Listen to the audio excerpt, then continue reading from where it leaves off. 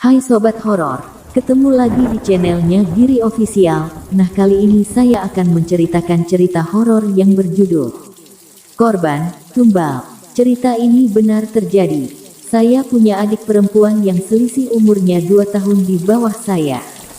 Sejak dia pindah rumah ke rumah mertuanya, dia sering sakit-sakitan. Hidupnya selalu kekurangan, tapi dia wanita yang gak mau tinggal diam. Dia mencari cara untuk mencukupi kebutuhan keluarganya dengan berjualan makanan di depan rumahnya. Alhamdulillah, dagangannya laris. Tapi, sejak itu dia malah makin parah sakitnya. Dia sering mengeluarkan darah berwarna kehitaman dari kemaluannya. Seperti orang yang sedang haid dan perutnya sering sakit. Dia berobat ke dokter. Sampai di USG, dokter bilang dia hamil. Dia sering cerita ke saya tentang penyakitnya.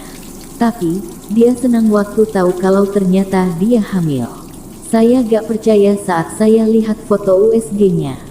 Saya bilang ini aneh. Biasanya, USG kandungan di awal kehamilan gambarnya bulat. Tapi, ini seperti gunung kecil. Hampir mirip segitiga.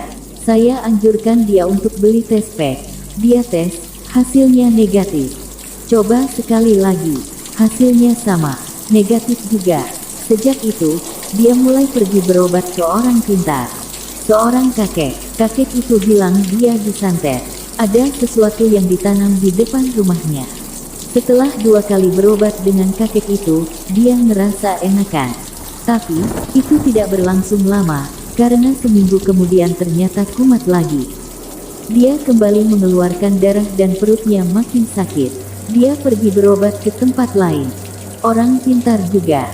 Jawabannya cukup mengerikan. Adik saya itu sedang hamil secara gaib.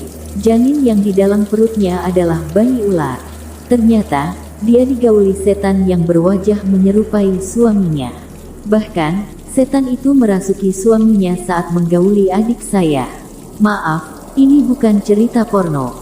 Tapi, ini kenyataan.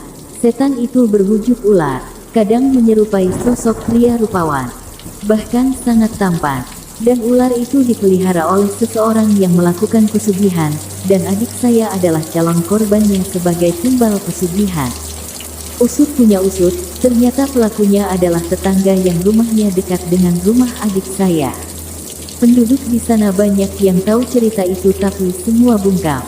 Tidak bisa berkata apa-apa, karena takut diganggu. Sudah banyak korban di daerah sana. Semua korbannya adalah wanita muda umur 20-35 tahun.